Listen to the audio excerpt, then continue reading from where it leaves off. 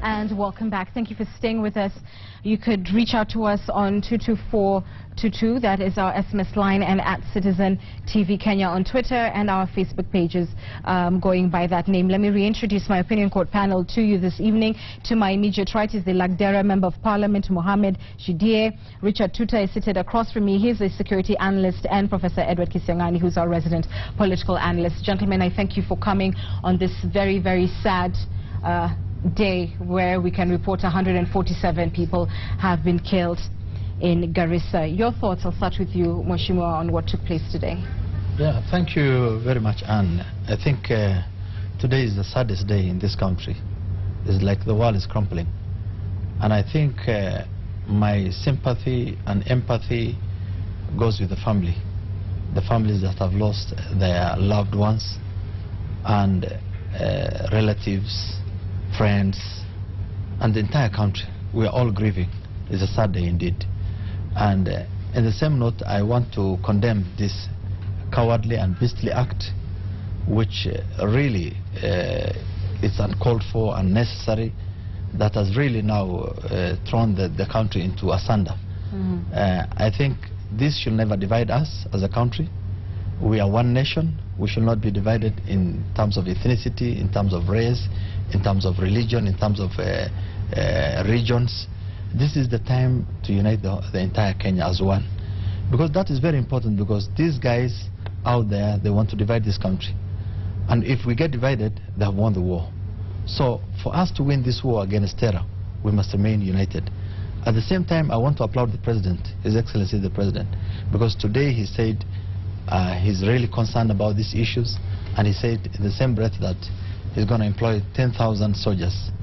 You see, the problem we are facing in this country is that we are politicizing security, we are politicizing corruption.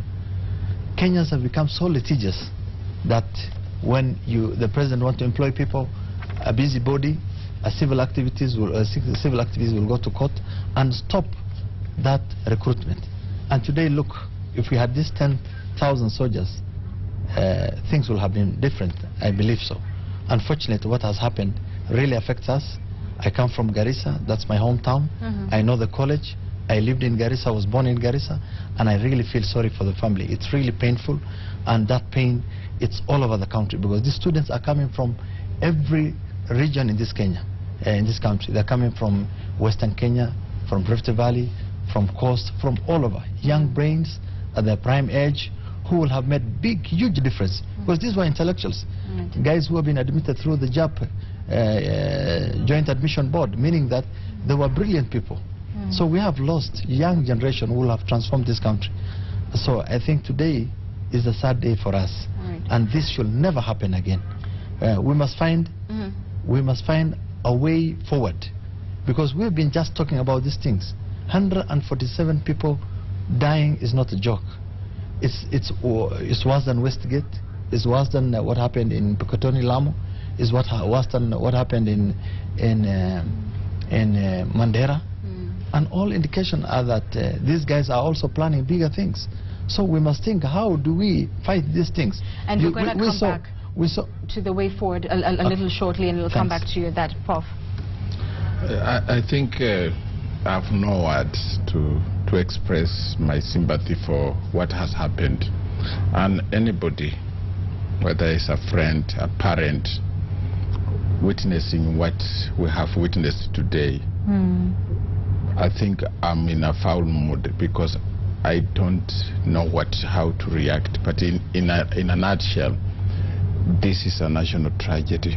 And I am affected in two ways. As a person, all my thoughts go out and feelings to those students, because I have been teaching in the university for the last 26 years, and I feel as if a part of me is dead.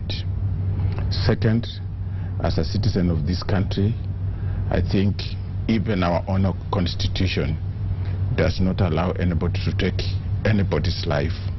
We do not, as human beings, have authority to take away anybody's life, whatever the grievances. So generally speaking, our country is grieving, and God can see us through this. Whatever the quarrels we have, they should not translate into this kind of tragedy. The efforts that have been made by government should be commended. And as Mheshimiwa puts it, we must all stand together. We can't lose this war. If we lose this war, there will be no Kenya anymore. That is my reaction. Richard. Let me start by sending my condolences to both the families of those who have lost their lives and those who are injured on the same. I must say it's a very unfortunate day for this country. But having said that, we must also realize that a lot have changed. I've been monitoring the whole situation from the time it started up to when the operation was called off by the cabinet secretary. And when I compare it with what happened in Peketoni and what we went through during the Westgate, I can see there is a lot of improvement in terms of response. Remember, Garissa is far unlike Westgate. In terms of also the coordination, you realize that there was a better coordination between the various forces, unlike what we experienced during the Westgate attack and what we experienced in Peketoni. And at least maybe that is the reason as to why the casualty has reduced, because maybe some others may look at it in terms of that here 147 lives have been lost. But imagine here it was 147 out of about 850. And you know the main aim of the attackers was to maximize on their action. So in terms of how the whole surgical operation was conducted today, I can say that there is some improvement, but there is still more that needs to be done. And I'll come back to you to talk about the technicalities of that. It's a siege that was on for, I think, about 16 hours or so. Mheshimiwa, let me start with you. You talked about the loss in terms of perhaps the best and the brightest in the county. This is a county that has lost all sorts of brains, you know, people, be it teachers, it has lost, and other skilled personnel purely because of insecurity. What does this do again to the development prospects of Garissa? You see, any government worth its salt must focus itself on security. You see, without law and order, you can't talk about food security. You cannot talk about education. You cannot talk about infrastructure. You cannot talk about anything without security. Security is the issue that will make this country one or divided, that will make this country move forward or get vanquished. So I think the issue of security in northern Kenya is not a new thing. It's been festering for quite a while. It's been a backwater in this country. It's been a place where many things were happening, and I think this one really was going to affect people in terms of even image, and everybody will think that northern Kenya is a bad place. For me it's not, because that's where I've been living throughout. It's your home. It's my home. I have nowhere else to run, and I know this is an external factor. It's not an internal issue. This is a global terrorism at its best. You have seen Boko Haram. Boko Haram was started in Somalia. Al-Shabaab was started in Somalia. ISIS have a home in Somalia. Now, unless you control the issues in Somalia, because those are our neighbors. You know, you can make friends, but you cannot run away from your neighbors. Good neighbors, good friends makes good neighbors. And until we control the situation in southern Somalia, in Kismayo, last year I went to Kismayo and I saw personally what's going on. 4 kilometers out of Kismayo port, Al-Shabaabs are in control. So barely the whole Jubaland, southern Somalia, is under Al-Shabaab. And here we just want to bury our heads in the sand and say that everything is working. The reports that we have is that the attackers in this instance were actually Kenyan nationals. So what can you tell us about radicalization on the border? We understand the mastermind of this was actually, you know, a Kenyan. He used some of his students from his madrasa class to perpetuate this attack. What can you tell us about, you know, the recruiting and the wooing of locals into this terror? You see, Islam is peace. Islam doesn't encourage radicalism. We are tolerant to other religions. Even the Prophet in his in the books of Quran, we talk about over 360 times talking about peace and peace and peace. So I think there's a misconception. People think that people are using religion. This is not religion. This is a manner from nobody knows where it's coming from. And these are groups which have some aims of destroying families, destroying countries, with the aim of taking power. For a long time, Al-Shabaab wanted to take over Somalia. We have seen ISIS want to take Syria. So these are groups which have been planning. I understand that you know, young generation and young kids through the social media are being cheated. People from coast, people from northern Kenya, people from other walks of life who are recently converted are going to Somalia to be recruited. Others are promised heaven.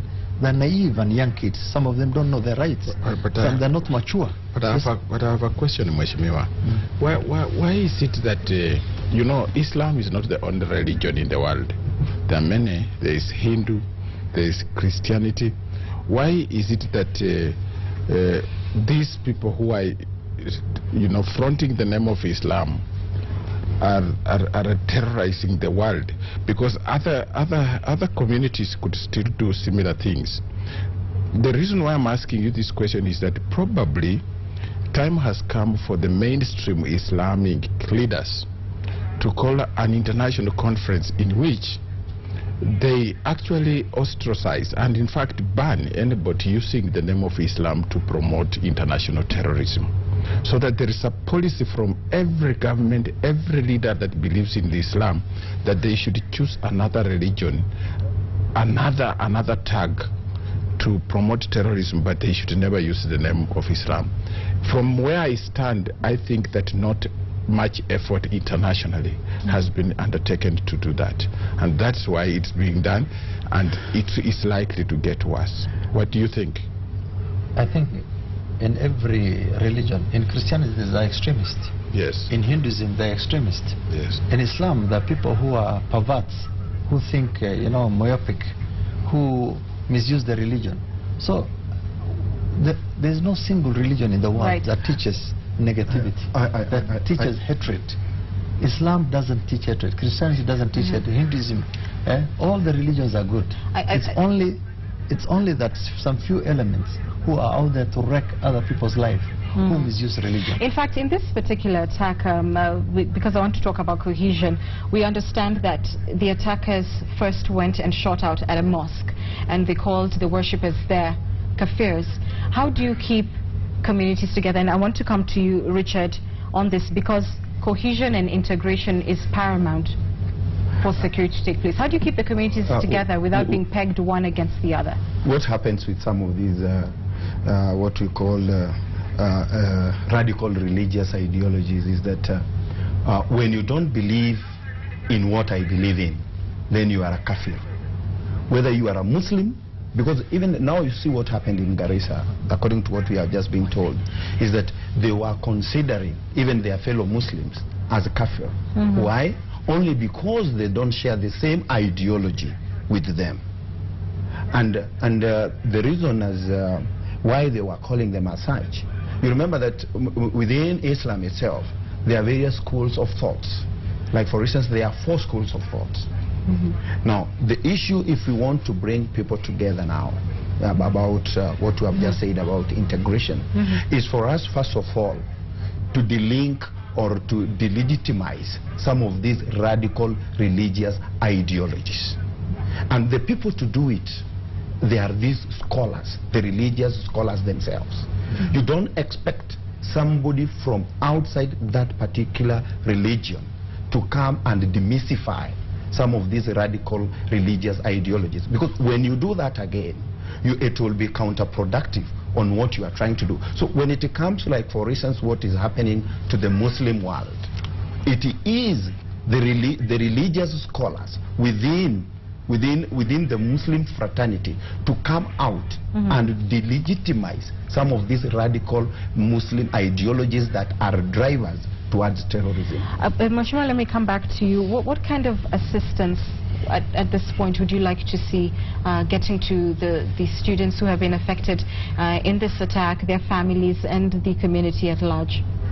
Obviously, I think the whole country must come forward to assist in blood donation, in food, in shelter, and even counseling, because families and students who are affected life will not be the same. It's going to be affecting them forever, even the ones who are alive and in good health, who have been lucky enough. All those people will be feeling like, I mean, that thing was going to haunt them for a long time. So they need a lot of counseling, a lot of talk, a lot of, talking to them and cajoling them and making them understand the situation. So I think basically what we need today is, in Garissa, is a lot of support from the government, from international donors and international ideologies, Kenyans of goodwill, corporates like Safaricom, Citizen, and many others, which have come out pouring and supporting. And I think this is the time we need the whole country to support the families. Prof, how do we begin to process this? We're having that challenge, even as we sit here, to to have the country reconcile with this death of 147 people. How do we make our way forward from this horrible event? Yes, it is not the first one to happen, but it has traumatized everybody. I am actually traumatized, and I do not wish that it happens again. So the way to do it is that while we are mourning, like we are doing right now, is to revisit our strategies for security. And the strategies for security are not the preserve of government.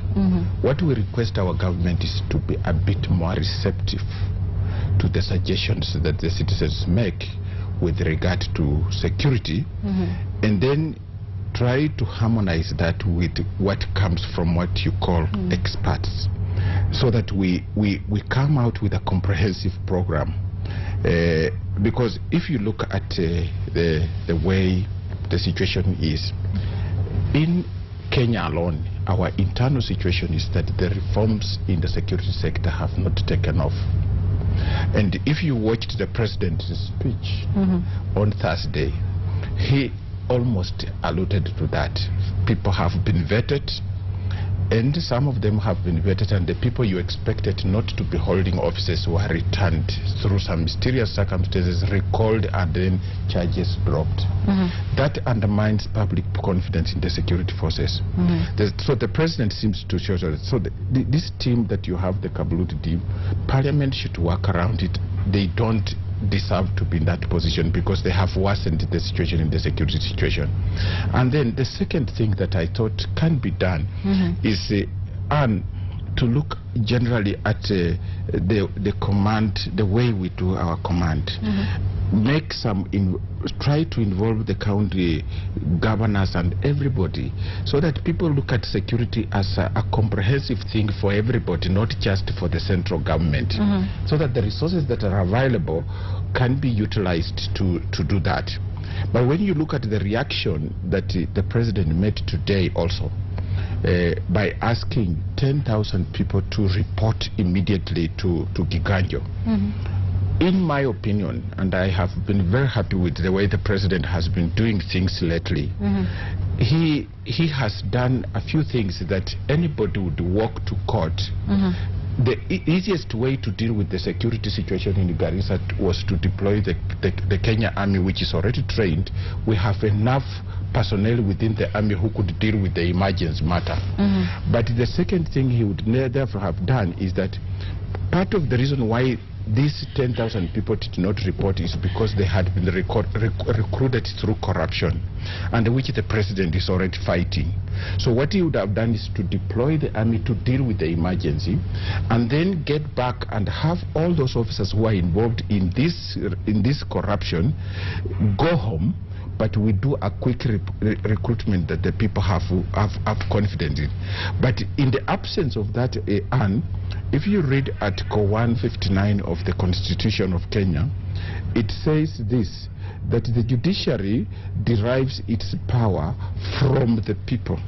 And in 160, it follows by saying that they are not under the control of anybody.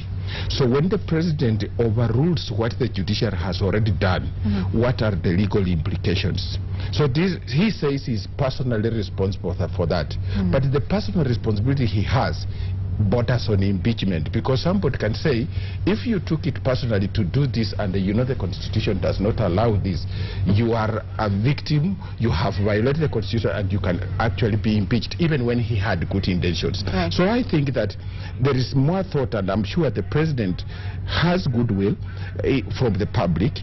If he allows us to have an input in this, there is a way in which drastic reforms within the security forces can be done in collaboration with the people to bring sanity in that department, kill corruption, and make sure that at least we don't experience what we experience today. Now, I tend maybe to differ a bit with the Prof. The reason is, for a long time, the essence of if you enter to any war with an enemy, it is required for you first of all to understand who is your enemy. You should be in a position to define that enemy, even in terms of his modus operandi. How is he operating? What are the resources that he has? So that when you are now developing a strategy, you can now develop a strategy that will well counter his strategy. But for a long time you realize that we have been fighting terrorists and we don't understand them. We don't know them. So we have been using the same strategy that we use against pickpocketers. We have been using the same strategy that we use against rapists. We have been using the same strategy that we use against chicken thieves. How does that disagree with me? No, I will explain. I will explain. Please let him finish. Secondly, is that until when we are going to understand that enemy very well, then we'll develop a strategy to counter him. How do we understand a faceless, shadowy foe who is willing to use all means necessary, including soft targets? Remember, every country has got its own intelligence community. The work of the intelligence community is basically to tell you the intention and the capability of the enemy. That is the work. It is the work of the intelligence now to define to us who is this enemy. What is his operating, how does he operate? And that's why you will see that up to today, as a country, we don't have a policy that guides all public places. That yes, even today, you can just comfortably enter any primary school and you walk out. All these are still soft targets. So when we define the enemy, then we can now be in a position as a country now to say, let us bring all these soft targets together, the universities, the primary schools, the hospitals together, so that we come up with a unit, a police unit that will be well equipped, a police unit that will be well trained now to protect some of these soft spots. The other thing is, Prof has talked about the issue of the police vetting. Sometimes when I look at how the vetting is being done, I normally ask myself, do we want to end up with having police officers, or do we want to end up having monks or nuns in a convent? Fair enough. Gentlemen, I must come to your final thoughts, and I'll start with you, sir. Thank you very much. First, I want to totally disagree with the Prof. You see, the president is responsible for whole Kenyans, for their life, for their security. So, when the president's hands are tied because of some busybodies in the name of going to the court and stopping recruitment, you see, we have suffered as a country because we've been politicizing security. We've been politicizing corruption. We've been politicizing everything. We gave the president power, at the same time we took away the power. Today, as we speak, the police are few, the stations are fewer, and they can't deliver, simply because we are unable to recruit, because the attrition rate in the police it's quite high. Many are leaving, and you saw when, as a committee, when we said that any recruitment now, we even want students who have less than even D+ or even class A dropout, because simply we wanted people who wanted the job. But today you say, okay, you are going to have students who are very bright, and most of them, they see this one as a way of getting a job and then moving on. But let me say this, that this country, we need to change our strategy. If you go to Ethiopia, I went to Ethiopia even during the AU conference, and we saw how security works. You don't have Al-Shabaab. You don't have other terrorists. Ethiopia is neighbored by Somalia. You don't have terrorism attack. So that's a food of thought. You go to Rwanda, the last robbery violence, bank robbery, was 17 years ago in Kigali. So we must benchmark and learn from those countries. Right. We must ask ourselves, where did the rain start beating us? What happened to this country? What are the security doing? All those things are $1 million questions that we Kenyans must ask. And we must continue to reform the police. Because security today, you can be secure, tomorrow you are not secure. It's very fluid. It's something you will not understand what is in the mind of somebody. And for terrorists, they are acting like gorillas. You will not know what their intentions are. Professor, your final thoughts? My final thoughts is that actually I feel like a mosquito in a nudist colony. I can bite anywhere, because the two gentlemen are trying to say they are, contradicting me, but they are ending up with my point that we must rethink the question of strategy. I think when you look at Honorable Shidi talking about politicizing security, I think the president is making efforts, but we are saying that we need to help him in terms of thought to improve the efforts he's making. And I have cited a number of things. You say that some busybodies really are blocking the recruitment of the police, when you know very well there is evidence that people collected money to recruit their relatives. Unless, Mheshimiwa, you are one of them, you must, if you are one of... That's a low blow. No, I'm just saying unless, but because it's on record. The only thing that is delaying us on is the fact that the judiciary has been very slow in making determination, and that is the frustration that you saw the president expressing. A case which should have been determined a long time ago, you do not know why they are waiting until you keep people for 1 year. That is where the problem is. So that's why you go back to the State of the Nation addressed by the president, and he said that I am taking steps within the executive. Let other arms of government also do their work. Take the requisite Yes, steps. and if they do that, they will help the president and everybody else to deal with this thing. I cannot continue with this, but I want finally to say, Pole sana for those who have suffered in this tragedy. God will see them through. Your final thoughts? My final on this, I was just saying that as much as we want to increase the number of, as a country, as much as we want to increase the number of our police officers, we should also consider other avenues. Like, for instance, even our neighboring countries that we have just mentioned here, Uganda here and Tanzania, they have licensed private farms to carry arms, so that they can enhance the efforts that are being provided by the police. So that some of these soft spots or some of these strategic installations that I had just mentioned, like for instance schools, we can now say let the private security firms supplement. But now you see, as it is today, you realize that the first casualty to fall was the private guard at the university, because he could not survive what we normally call the first strike capability, so that he can retaliate by carrying out the second strike capability. So these are some of the aspects, because remember, we cannot be the government cannot be in a position and cannot purport to be in a position to provide security for all public places. Secondly, all countries all over the world now have shifted from state security to homeland security in terms of their budget. But you realize that most countries still in Africa are investing more on the army, and the core function of the army is to protect the state. So countries like, for instance, the countries that you have mentioned, you may realize today that if you go to their budget, you realize that they are budgeting more now to the police. And you know, police protect the individuals, they protect the citizens, but the army protected the state. So these are some of the shifts that we need, so that we allocate more resources, not to defense, but to the homeland security apparatus. Gentlemen, I want to thank you for your thoughts and for being with us this evening. Lagdera MP Mohammed Shidir, Richard Tute, a security analyst, and our very own Edward Kisiangani. I thank you both. We're taking a short break, and we're back with more after this.